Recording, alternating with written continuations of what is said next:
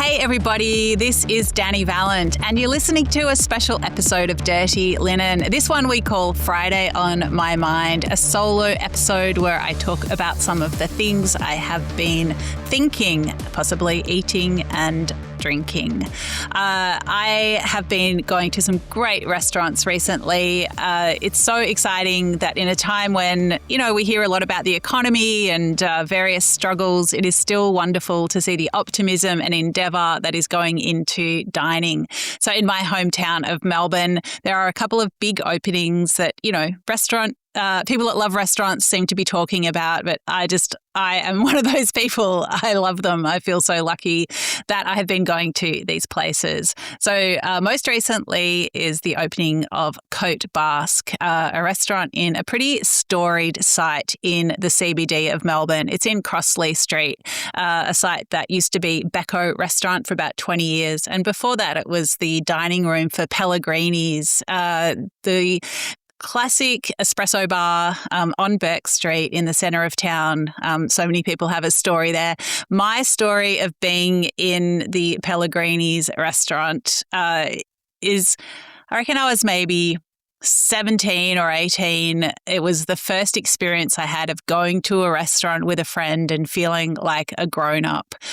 Somewhere I've got like a Polaroid of myself sitting in the corner of the dining room with a headband on and a cigarette. Yes, you could smoke in restaurants in those days, and I was pretty bad at smoking. Didn't do it for that long, but I felt like such a woman of the world sitting there. Probably eating some fettuccine Alfredo or something super sophisticated. Cote Basque is from Trader House, which is Andrew McConnell and Joe McGann's restaurant group. They've recently announced they're taking over Stoke House in St Kilda as well. So, another iconic site. Look, as much as I love independent restaurants, owner-operator places, you just cannot deny the exquisite machine of this restaurant. I just love all the little details. Some things that really stood out to me about Cote Basque are, of course, the seafood that's coming from the wood grill. So really leaning into the Basque country, northeastern Spain and southwestern France, coastal regions with some beautiful, simple cooking. I love the sardines from Corner Inlet. I didn't even know that Corner Inlet was doing sardines. So that was a real surprise to me. Corner Inlet is a beautiful part of Gippsland to the east of Melbourne, where a small group of fishermen catch fish using a gentle way of netting them. They're sort of hand fished. The species are chosen carefully, and if they don't want them, they put them back and they live to swim another day. Anyway, it's really lovely. I've been lucky enough to go on a boat down there. Sardines are a little bit of a passion of mine, and these simply grilled sardines with a little wedge of lemon, beautifully seasoned. Yum. It was so good to be sitting there in this beautiful dining room, timber paneling, leather-lined bar, gorgeous artwork, terrazzo floors, all the beautiful people is what it felt like. And just to be in that atmosphere was pretty special. I also love the fact that they've got beeswax candles. So I'm definitely in my honey obsession era. And I think when you start thinking about farming and soil and pollination and production, you tend to get onto bees. To have beautiful beeswax candles burning, probably a little too quickly for the practicalities of a busy restaurant. But anyway, hopefully they stick with it. And I also really loved the glassware. Like, it felt quite tavern style. It wasn't this fine crystal that you would imagine in a fancy restaurant. There was something really workaday about it, which I really loved, like these sort of almost chunky tumblers, but a very beautiful wine list. Had a bottle of white from the Basque country. It was just a really great experience. The other restaurant in Melbourne that I've loved recently, in the city anyway, is Roma, which is another restaurant from an experienced group, this one led by Con Christopoulos, who also has Le Pub and the European and Siglo. Butcher's Diner, a bunch of good places. Roma is behind a church on the corner of Russell and Collins Street.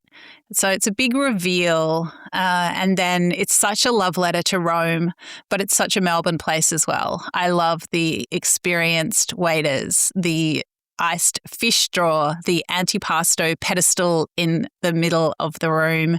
Just a restaurant that makes you feel good about life. If you've been listening to Dirty Linen over the last little while, you'll have heard a few episodes with Jenna Abbruzzese from Addington Downs. Jenna is a chef turned lamb farmer.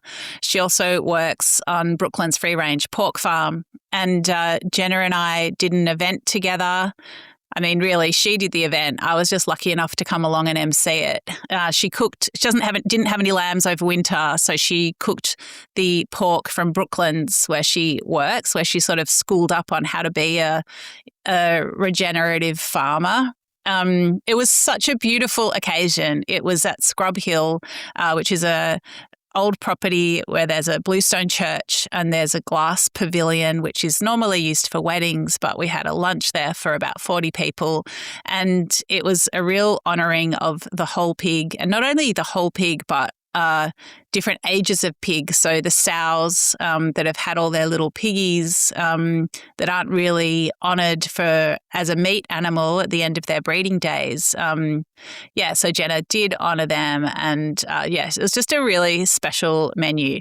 Now, Jenna and I are hoping to do an event every quarter. So we've just announced, well, actually, I haven't announced it to anyone. You're the first.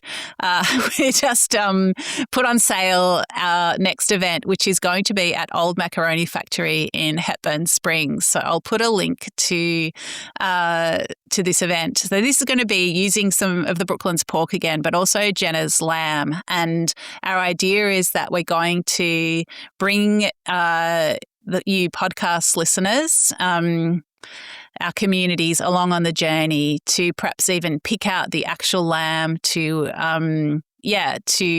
watch it grow and then to eat it. Is that too confronting? I don't know. I'm definitely thinking I want to know the meat that I'm eating, and to know it this well, maybe that's a lot, but I want to put myself on that journey and just feel the reality of eating meat. You know, I was at Cote Basque last night. It was my friend's birthday, had a really beautiful night. And then I got home and I was messaging back and forth with Jenna, and she just had the most intense day or couple of days of lambing with all this incredible, just the realities of farming, you know, like some lambs that had died in utero, the really confronting reality of getting them out of this ewe that she knows, and just that the ewe trusting her and Alex, her midwife, luckily, and wife. So Jenna's actual wife and a midwife by trade, just looking after this ewe in this really perilous situation. And then at the same time as all that drama's going on, there's another ewe having her lambs, and they're just, you know, suckling happily on the straw. Just this we're in such a big world and everything's happening at once, and it can be really overwhelming, but I really try to find the beauty in it all and the possibility. And I really see restaurants as one of those places of beauty and possibility. And I think I have really been feeling that recently. Just feeling the poignancy of everything. I wouldn't be writing about food if it didn't mean this much to me. I think this is why it keeps me fascinated and has done so for a couple of decades. And I know I'm not going to fall out of love with it, because everything can happen with food. What else? Okay, I started a Substack this week. People keep asking me, have you got a mailing list? Have you got a mailing list? So I finally resurrected my old mailing list and put it in a new place. And now people can sign up to hear about all the events that I'm doing. So yes, my Salon Series with Jenna and my food tours. I've got a couple of food tours coming up. They're sold out, but hopefully I can do more. They're in Chinatown. There's a dumpling tour and a multicultural Chinatown tour. I've got food tours coming up in Oakley as well. Again, this is the first time I'm mentioning those, but I've just been in Oakley today and gone to an amazing Greek bakery called Sweet Philosophy. I'll also be writing about Sweet Philosophy for The Age Good Food because it just needs to be talked about a lot. So a couple of people who came from Greece a decade ago, and they are making everything on site from ice cream cakes to biscuits to sweet and savoury pastries. It is just, it's so exciting. I've actually got so many pastries in my kitchen, which I'm going to go and eat after I finish this podcast. I love the pastry. The spanakopita pastry is that sort of thicker style of phyllo that really, it's handmade and it's just got such great flavour. So yeah, I'll put the link to my Substack here, as well as a link to my event with Jenna. And hopefully we can chat over there as well as, be in touch here on the pod.